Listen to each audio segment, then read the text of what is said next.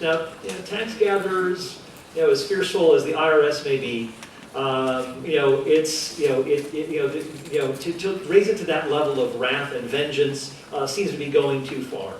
But what is interesting is that as we read in chapter 12, Paul is talking about personal relationships. That in your personal relationships, if your enemy is hungry, feed him. If he's thirsty, give him something to drink.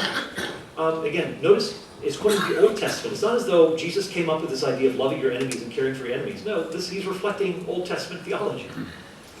But in chapter 12, it says, Paul, again, speaking personally to the Romans, he's saying that, again, don't be overcome by evil, but overcome evil with good. Again, referring back to the Sermon on the Mount. He is also saying that, do not take vengeance, but leave room for the wrath of God, because, as the Lord says, vengeance is mine, I will repay. Then those same catchwords are used in chapter 13, where Paul talks about where the vengeance is to be taken. It is through the state, not through the individual, where vengeance is to be taken. So he says that the state, the minister of the state who bears the sword, is a minister of wrath. Same word is used in chapter 11. Leave room for the wrath of God. Here's the wrath. It is a delegated wrath to the state, where punishment is justifiable. The state has a responsibility to mete out wrath, to be a minister of vengeance. Those same, again, the same words are being used here. Very interesting. So Paul is saying, don't take matters into your own hands, but there is a place that if it's doing its duty properly to protect the innocent, preserve the peace, to punish the guilty. Those P's, preserve the peace, punish the guilty, protect the innocent. That's the duty that the state has. A God-given duty, I might add. And so if a state has this God-given duty, it seems that it would not be a far cry to say that there could be those who actually work for the state as believers to actually carry out this God-given duty, say serving in the military, or serving on the police force to protect the innocent and to punish the guilty. So it seems that we have, again, an image of, with a sword in Romans 13. Again, it's not the image of an officer's ticket book here. It's not as though, speeding ticket, this is the imagery of the sword here. No, the sword has a lethal connotation, and it ought to be taken with its full force. Also, what is very, very interesting is that you have in the New Testament a very positive view of soldiering. A very positive view of soldiering. Now, all the people who are soldiers, it seems, they're people of faith. They're people, like, for example, those who come to John the Baptist. They ask John, what do we do? And he doesn't say, go and lead your life of sin. He says, don't accept bribes. Be content with your wages. But we're soldiers. This is lethal stuff here. Be content with your wages. Don't take bribes. Okay. What does Jesus say to the centurion who, in Matthew 8, when he says, I'm a man under authority. I know, when I say, come, they come. When I say go, they go. And so if you just say the word, I know my servant's taken care of. I know all about this stuff of authority. And Jesus says, never, Gentile centurion, never before have I seen such faith in all of Israel. Wow, he's commanding, or he's commending this centurion who's engaged in, keeping peace, sometimes using force to put down rebellion and so forth. He's doing his job. That's what he's supposed to do. That's what his God-given duty is.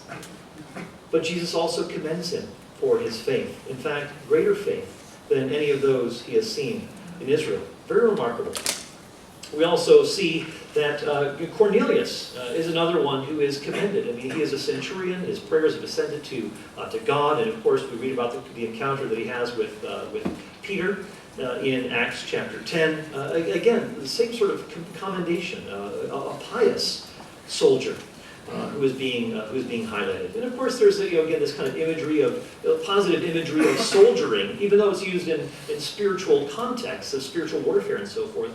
Again, it's not like Richard Hayes would have us believe that it's tantamount to prostitution. Like we're engaged in adultery for Jesus here. It's not spiritual. No, nothing like that at all. There's a positive view of soldiering, of the military. It's not as though this is somehow inherently immoral. Again, I know it's talking about spiritual warfare, but isn't it interesting that he uses this kind of language, this kind of imagery?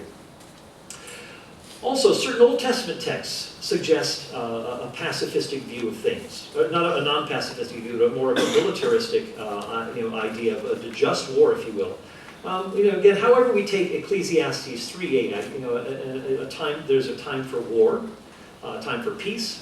Of course, there's a time to be born, a time to die, and again, there's a debate about who is this teacher? Is he speaking from a godlike perspective, or is he speaking kind of his own cynical mindset? And again, if you read Tremper Longman's commentary on Ecclesiastes, which I highly recommend, he takes it that there are two voices, and I think it's pretty apparent that the teacher is more cynical, the vanity of vanities, and he thinks that if there's a God, it just seems like he's really set things up to really, he's really not really communicating well.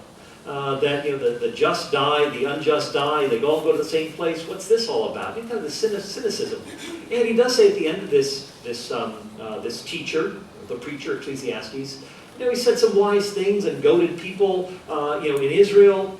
But the end of the matter is this: fear God and keep His commandments. So the second voice is speaking, qualifying the teacher, saying, yeah, he said some wise things, but he says some things that are, not, not right. But anyway, I encourage you to take a look at Tremper Longman's book. But I think there is something to be said for, there's a time for war, a time for peace, a time to be born, a time to die. He's simply talking about the basic facts about life, and war and peace would fit in there. But also in the book of Proverbs, we read it says, "Make war by wise guidance." Now, he's not talking about killing the Canaanites. He's talking about general principles of warfare here. It says, chapter 24, verse 6, "For by wise guidance you will wage war in an abundance of counselors." There's victory. You want to consult, you want to confer, you want to find out what the alternatives are, and be strategic in what you do. So again, it seems like even in the Old Testament we see some general kind of natural law principles, if you will, when it comes to this. Now, I'm running out of time here, but just as in the last point, a lot of people who take a nonviolent / pacifistic route will argue that before the time of Constantine, of course we think of around the 4th century, he presided over the Nicene Council in 325, AD 325, and so during this time of Constantine, people say, well, there's a shift, that there's this Constantinian shift. Before, Christians weren't involved in the military, and then after they got the power of the state, they became involved in the military. Well, actually, as you look at the facts, it is a much more mixed bag than that. It's not that, I think that's a more simplistic way of looking at it. For one thing, you do have Christians who have been persecuted. And so Constantine, who embraces Christianity, is now the emperor. Wow, can you imagine breathing a sigh of relief? Wow, Christian faith, we're not going to be harassed anymore by the government. There's relief. And so they're trying to figure out what this, having state power looks like. But we also see that another point is that the New Testament itself is not necessarily anti-militaristic or non-militaristic. We've seen the evidence for that. Another point is that just even the early church fathers, as they write, and also the findings that we have of cemeteries and so forth, or tombs, we see that Christians are involved in fighting in the military. We see, we see a number of reasons for arguing that the bag is mixed. You do have Tertullian and Origen who are more pacifistic, but they do acknowledge that the government has a place in fighting. And so I've given you some evidence here for that shows that the case for kind of a slam dunk case for pacifism before the time of Constantine simply is not there. That we have Christians fighting in Syria. We have Tertullian talking about how Christians are everywhere in fortresses and military camps. Again, Christians are involved. We see that that even Tertullian himself prays for security at home, brave armies, protection of the imperial house. Even though he's a pacifist, he come to that position. He does acknowledge that there is a place for praying for the protection of the government and so forth, and brave armies and so forth. So again, there are I've given you plenty more to look at here, but again I need to wrap up. But again, I hope that this has been helpful to give you a broad layout of the discussion, a bit of the lay of the land, as we look at the issues of pacifism, as we look at just war, as we look at terrorism, and how we as Christians ought to be engaged. Now, I know that there are some nitty-gritty questions that we can talk about, and so that's what the Q&A time is for. But I've laid out some of the principles, some of the groundwork that can be the source of some of the questions that will come from this point on. So, thank you very much for listening. It's been great to be with you.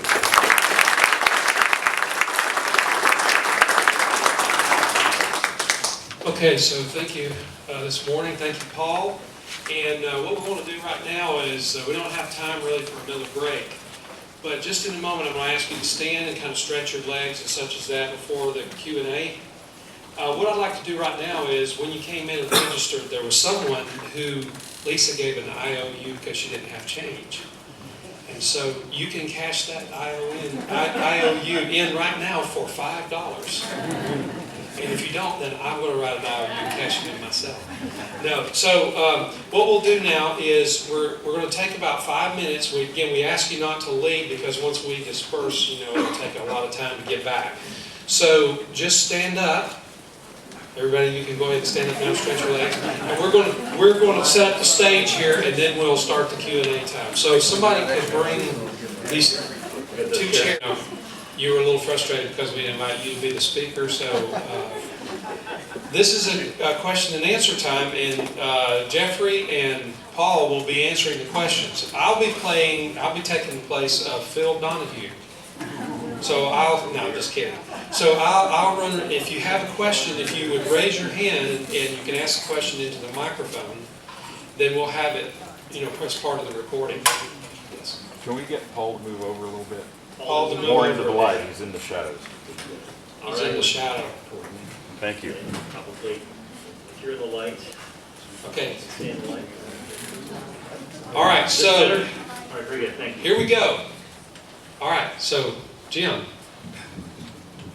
Just a very small, easy question at first. Paul mentioned that the Hebrews shared a language with the people of Canaan, and I just wondered what that was. It didn't seem like that would be Hebrew. Yeah, I mean, there is, of course, Aramaic is spoken, because, you have the, kind of the language that is going there. You have, for example, Hezekiah, when Jerusalem is surrounded, he says, speak to your servant, speaking, the Hebrew language is being spoken, but he says, speak to your servants in Aramaic. Because it wasn't as well understood by the people who are leaning over the wall in Jerusalem and listening to what was going on. But yeah, you do have Aramaic, but again, you do have people who are speaking in the land of Canaan. You do have them speaking this language. I mean, of course, Abraham was there in this land. He was living among them. His children and grandchildren, grew up there as well. So they were, and then this was passed on in the land of Egypt as well. Yes, question. I know the topic of justice is a fairly complex one, but could you give us a definition of justice as it applies to the topics that you've talked about today? I mean, justice has to do with giving to a person what is due to him, and so when you're dealing with the perpetrator of what is wrong, then what is due him is punishment.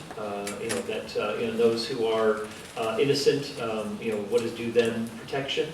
That there are certain, and again, we've talked about certain overriding, issues such as you may have overriding considerations, say, in a terrorist attack, and a plane is hijacked and so forth, and what is generally to be done may need to be superseded by averting greater calamity. But basically, justice having to do with giving what is due to all parties. I don't know if it's a kind of a simple beginning, but that's the starting point to kind of get our feet into the discussion. I do want to mention that Jeffrey has joined us in the Q&A specifically because of his expertise in church history and history. And we also wanted to bring some questions in related to the Crusades, because that often comes up. So, I'll just mention this too. In the book, Did God Really Command Genocide? There are, and I'll just to fill you in on this as well, and Jeffrey can mention the Crusades and so on. But in the the chapters of the final chapters, it's, does religion cause violence? Are Yahweh wars in the Old Testament just like Islamic jihad? Did Old Testament war texts inspire the Crusades? And turning the other cheek to pacifism and just war, some of the things we talked about. So there's more to it than just the Canaanite question. But anyway, just want to let you know that that's in the book as well. So.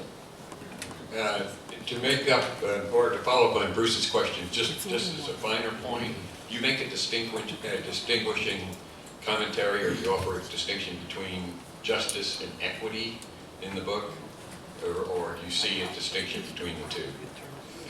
Yeah, I mean, we could. I could. Or Jeffrey, either one. Yeah.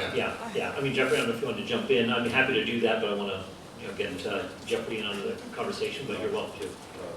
Go ahead and address that. Yeah. Perhaps. Yeah, I mean, again, justice having to do with giving each person his due, and of course there is a certain the factor of equity that you try to treat well. For one thing, the image of God is informs us in treating people as God's image bearers. And that we, as we engage with one another, we take that into account. But some people may forfeit certain rights because of the behavior that they're engaging in. And so, for example, the Nazis, when you're hiding Jews in your basement, well, Nazis who want to come to take innocent life, they forfeit their right to the truth because of the evil intentions that they have. So again, there are some distinctions to be made here, but there's a kind of a general layout of what that looks like. I think another distinction that's probably germane to the general topic is drawing the distinction between the use of force as opposed to violence. Now, I think this is one of the Achilles' heels of the whole pacifist argument. They refuse to distinguish oftentimes between a prudent use of force and violence. To them, they seem to imply that all application of force is analogous to violence, and that strikes me as unrealistic and a distinction that we probably need to emphasize. All right, so my actual question, following up on Bruce. Another question. Yeah, that was a follow-up. Was, going back to Dr. Copan, earlier in your first session, more so than the second, you talked about the term literally. The Bible says literally that we should wipe them out, the hyperbolic speech and all the rest of it. And I wondered whether or not, since all of the scripture written is literally written as it's written, or you can say it's written literally, how do we make the distinction? Do you have a point or two we can consider when we read it that, there's something about that some principle involved that we shouldn't take the term wipe them out totally to literally mean what it says. Right, yeah.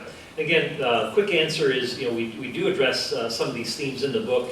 What I think it's helpful to distinguish between taking the Bible literally and taking the Bible literarily.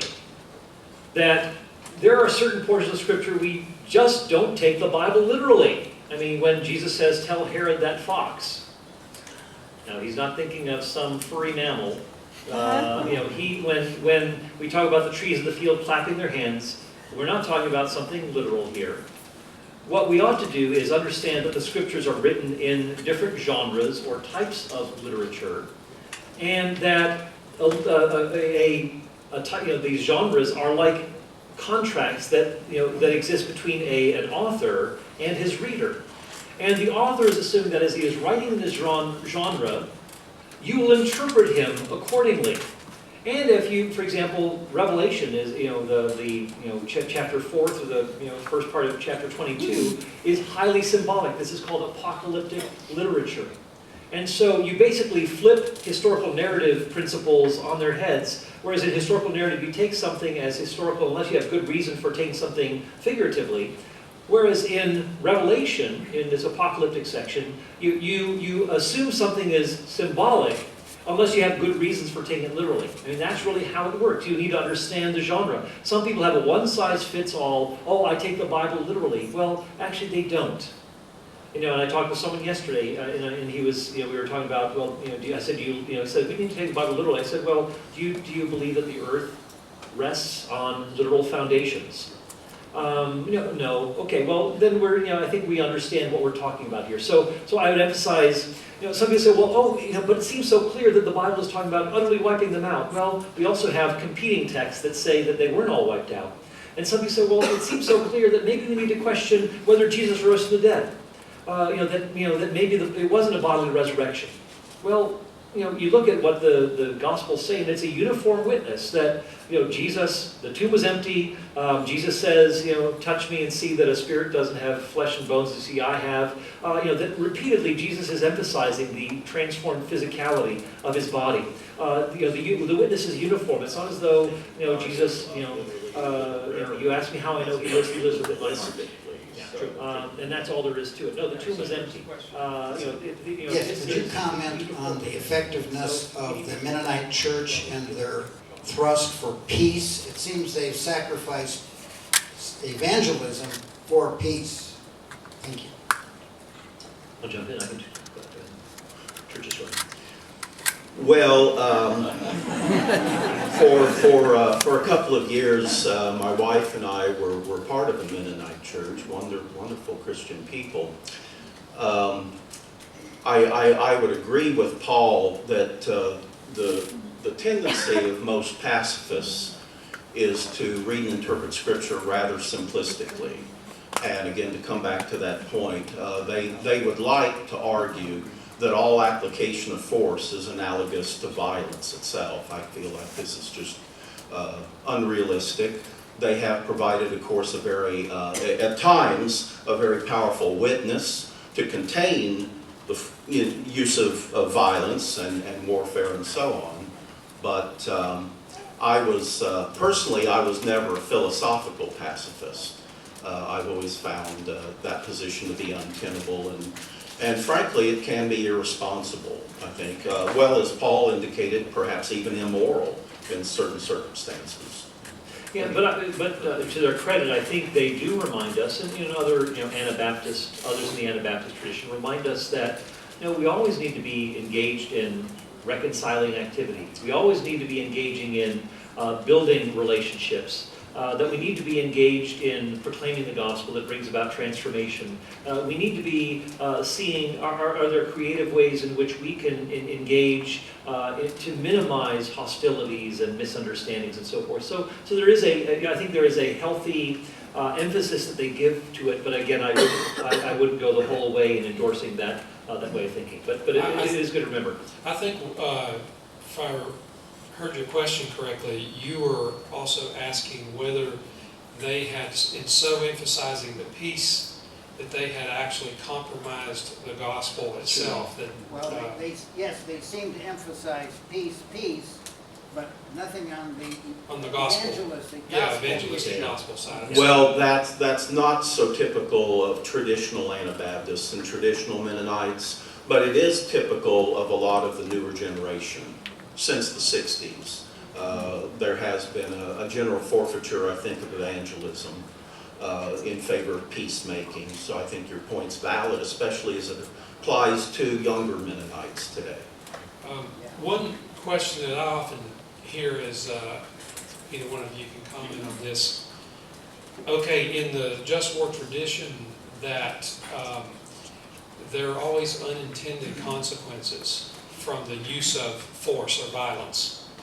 And so once we allow for the use of violence, that, you know, these unintended consequences will, you know, sort of create unjust situations where innocent people are suffering, you know, because of the use of force or violence. What do you say to that? So you're sure. In our booklet on natural law, the moral foundation for social and political civility, we have an appendix there on just war theory, a little bit of, it's basically a brief history of just war theory, as Paul outlined as well. We conclude that section with this comment: just as these just war principles have been generally acknowledged in theory, they've regularly been violated in practice. In fact, just war theory has always been more of an ideal than a reality, and once an armed conflict begins, the rules of engagement are very quickly, oftentimes, ignored. Nonetheless, like the Ten Commandments or any other moral code, the principles of just war are useful and undoubtedly have had some tempering effect on violence and inhumanity perpetrated in at least some wars, and for that we should be duly grateful. Yeah, I'll jump in too. That there are, certain, there's a presumption often in this discussion that in war that there's this absolute rule that all, because all innocent life, all people have a right to, their preservation of life and so forth, that any time that is violated, that therefore this is unjust, and therefore just war cannot be sustained because it will often carry with it certain unintended consequences, namely the death of innocents in these sorts of situations. I think it is helpful to distinguish between, death is always an evil. Death is always an evil. That it is not, there's this cemetery that is near us in Palm Beach, near Palm Beach Atlantic University, and has this crazy line that says, anything so universal as death must be a blessing. It's just, it's totally cracked. Anything as universal as disease must be a blessing.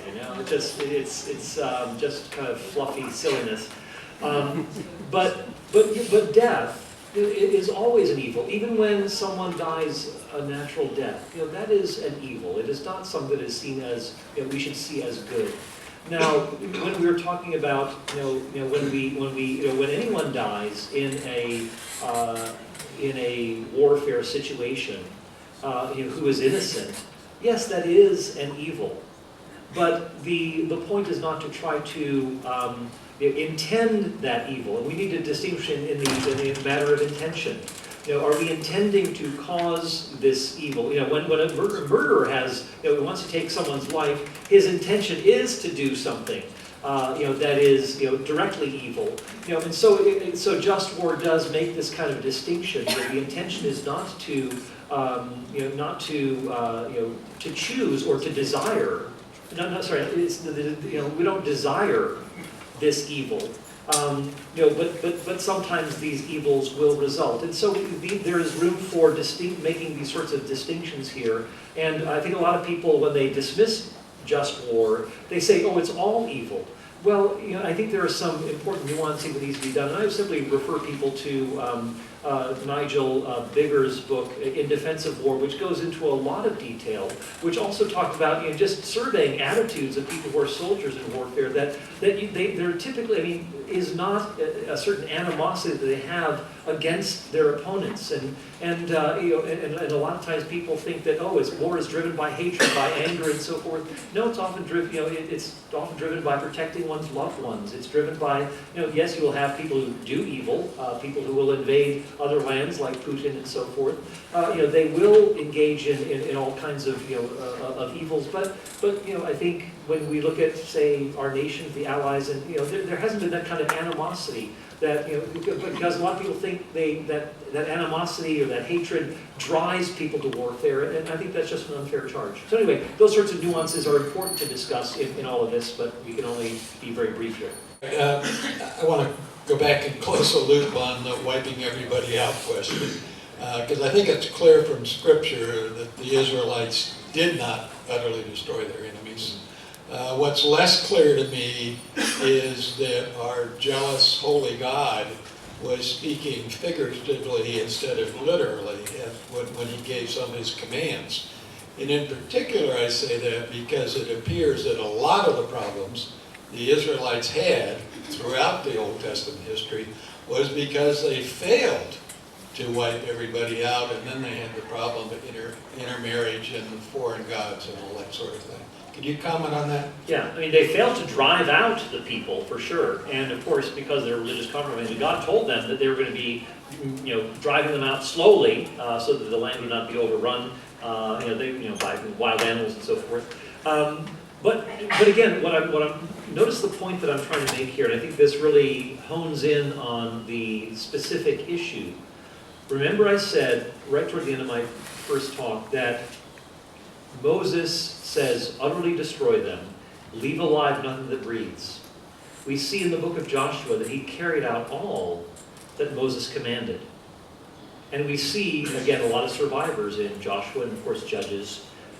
Well, if Joshua is indeed carrying out all that Moses commanded, it seems that we do have, I think, ample room to say that Moses did not intend this to be literal. But again, the primary thrust is to drive them out, to dispossess. That is the major impulse, to remove them from the land so that they will not be have this kind of influence within.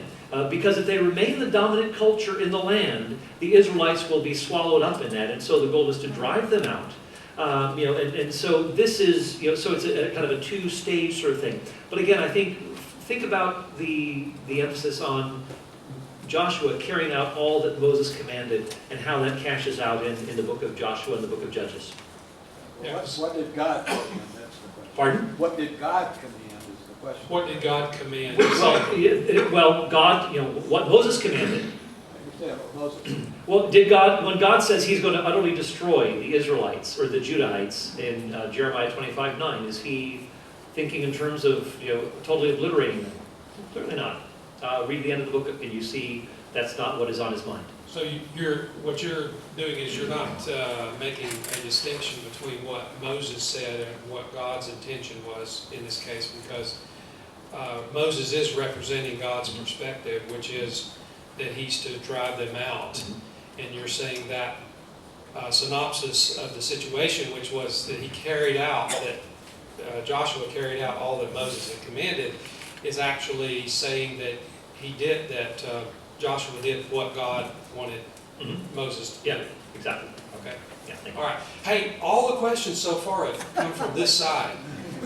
Is there anybody over here that has a question? Hey, one over here, and then I'll come back. Yeah, and I want to follow up right where we were. One of the first acts that the Israelites did when they crossed the Jordan was the destruction of Jericho, with the exception, of course, of Rahab and her family. So that's a total destruction, as I understand it.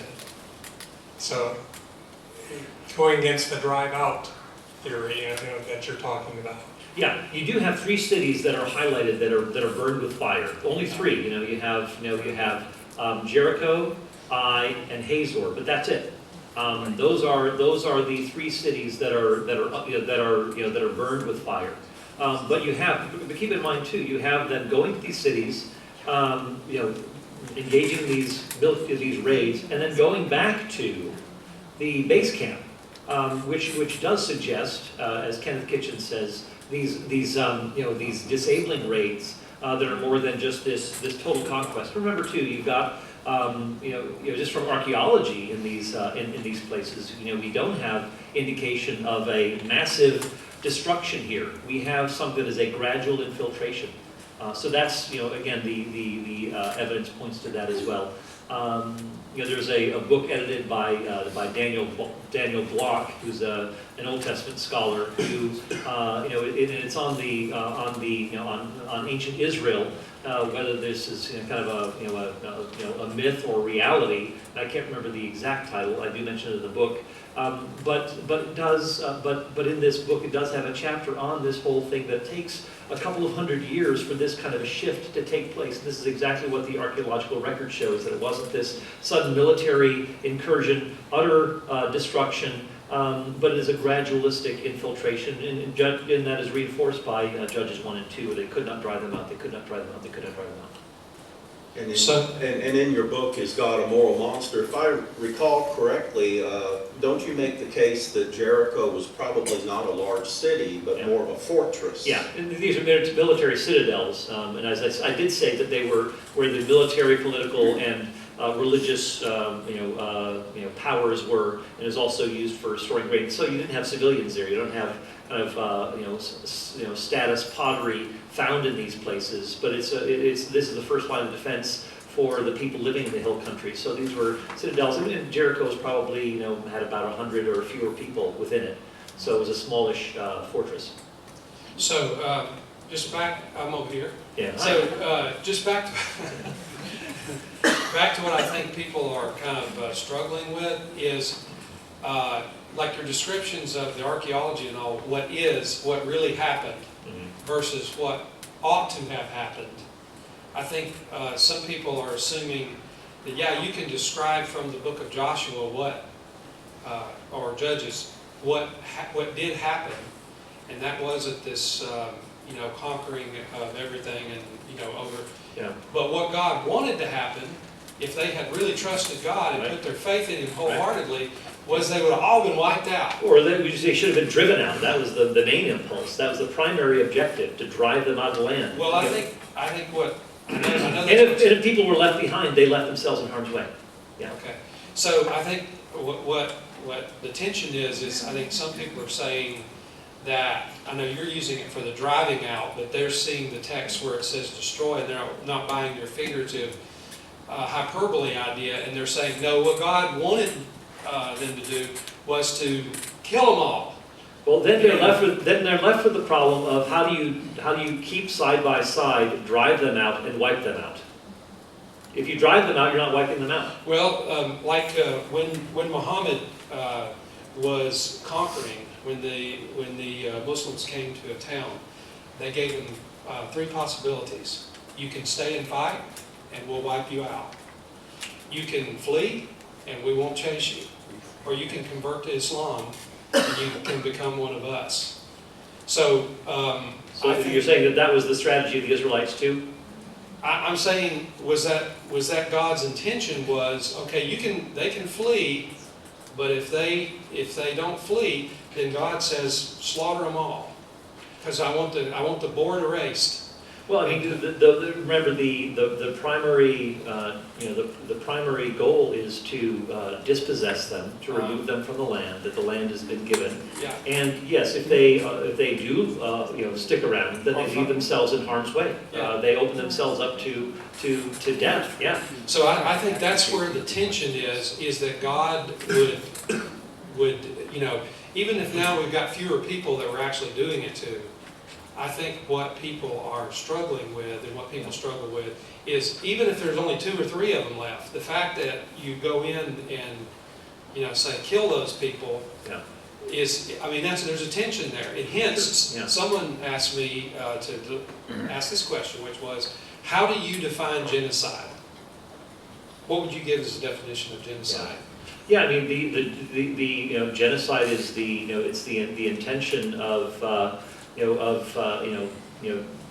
destroying a people, and so it is to remove them from existence, and so what we have here is again, if the emphasis is driving them out, and I do stand by that, and I think the scriptures do emphasize the language of dispossession, and again, which stands in distinction to death.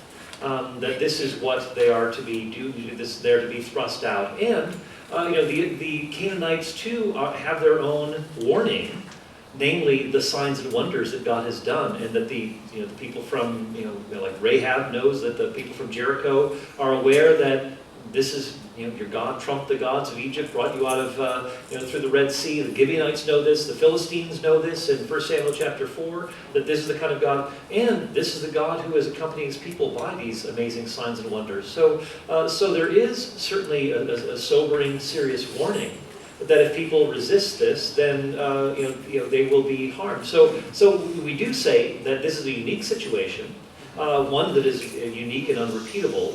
And we talked about that that there may be innocents who are harmed, and that and that if this happens, with God's commands, that God issues these commands in these unique situations of supreme emergency or overriding considerations, such that a good God who is commanding this, good and just, and God is doing so with morally sufficient reason. And so we need to look at those pictures as well, and look at again, I'm trying to broaden our horizon rather than in a sense focusing on, well, what about this? Well, I have tried to unpack a larger case, and so if you're only going to focus on this, I think you're missing the bigger picture. Yeah. And I'm thinking that actually, as you mentioned, the signs and wonders and all that, and they're resisting then God in light of the signs and wonders. In that sense, they're equivalent to the Egyptians who have seen the signs and wonders, and they come after Israel.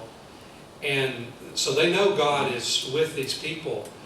And so at this point, they're actually opposing God. So once they hear, okay, God is on the move, he's with these people and all this, and they don't heed the warning, now they're actually opposing God. Yeah, excellent point. Yeah, and I would say too, Jesus engages in the same sort of language when he talks about the destruction that is coming to them because of their own resistance to Jesus. Matthew 11, woe to you, Bethsaida and Chorazin, if the signs performed in you had been performed in Sodom, in Tyre and Sidon, they would have repented in sackcloth and ashes. And so Jesus warns them that that there is this judgment coming. It is going to be widespread and significant, and it's going to mean a lot of loss of life, women and children included. So speaking to the question of Christians serving in the military and the police force, certainly the state has been given the power of the sword to enact justice and protect its people. But what about in a situation where the state cannot be relied upon to wage war justly or to use the police to actually enact justice? Yeah. Can a Christian still, in good conscience, serve in a position where he could be bound by those the state to act immorally? Yeah, I mean, I'll just speak quickly, and feel free to jump in, Jeffrey. I think where the Christian is going against his conscience, he should not act. And if he knows he's doing something that is contrary to what is right, he should resist. Like the My Lai massacre or something, to engage in that would be wrong. And you say, well, I'll take the consequences, but I'm not going to do that. Right. Yeah. Yeah. Ultimately, our accountability, we answer to God, not to the state. Yeah. I thought Paul was absolutely correct in pointing out that this issue of Christian pacifism prior to Constantine is, frankly, it's an ambiguous issue. There's a lot to be considered. Now, it is true that we read accounts of Christians serving in the Roman military prior to Constantine, but we don't read of any Christians voluntarily joining the military. Now, again, we can't really make a case conclusively for silence. Perhaps these Christians serving in the Roman military prior to Constantine, perhaps those were new converts to Christianity. They converted while they were soldiers. There is no evidence of Christians voluntarily joining. But again, that does not make the case for pacifism, certainly. That's just a historical fact to be taken into consideration. Well, moving along in history a bit, if you could address the Crusades, especially in light of what Obama recently brought up at the National Day of Prayer, and how as we Christians that we can respond to that in an intelligent way, because this frequently comes up with those that we meet. So I guess Why don't the you, question there take goes, a shot first. the question there goes something like this. Isn't the Crusades just the equivalent of The Christian equivalent of jihad? Yeah. Yeah. A few things to note, and again, I touch on this in the book. I deal with 5 myths pertaining to the Crusades. One of them is that the Joshua-Deuteronomy text inspired the Crusades. Actually, it was the words of Jesus that were most often quoted, not Joshua and Deuteronomy. The words of Jesus about laying down your life for your friends, or about giving up everything for Jesus and so forth. All of these statements of Jesus are being appealed to. Another myth is that that it was a pursuit of wealth. If you wanted to get wealthy, you'd go to Spain. You wouldn't go to the Middle East. But basically, what instigated it was basically a response, a defensive response to pilgrims Christian pilgrims going to the Holy Land and being disemboweled, women being raped and so forth. There were all manner of atrocities that were taking place on the part of the Muslims in the land who were engaging in these sorts of acts. And so Christian pilgrims going there were being persecuted, were being put to death, were being brutalized. And so it was a response to this sort of a thing. Again, Europe at this time had been dealing with all manner of instability and battles on other fronts that they couldn't address the incursion of Islam into previously Christianized lands. So remember that there is a context to the Crusades. It wasn't as though, the Muslims were just there minding their own business and bam, all these Crusaders descended upon them. These were Christianized lands first that were taken over by Muhammad's followers, and that this was a defensive response. Primarily, were there abuses? Sure. But I think the greater weight is that this is a defensive response. There were several attacks within Turkey that again during the time of the Crusades that actually launched these crusades that were a response to these assaults. There are several historians of the Crusades who lament that the word is out, that the kind of the received mythology is that the Crusades were this unjust attempt at going into Muslim lands where people were minding their own business and they had no business being there. It was actually these lands that had been once Christianized, that had been taken away, that Christians were being brutalized, that pockets of Christians were that places where Christians lived that were being attacked by Muslims. So it was largely a defensive response. Again, I'm not saying there's a pristine moral response, but in large part it was a defensive and I think justified response to what was going on. So take a look at the book. There are also other references that I give to these we look up on these books on the Crusades that give another perspective on this. Have generated and how interested people are. It's actually past 12:30, and so I want to thank both of you for your answering questions, and Paul for your presentation. So let's give them a hand.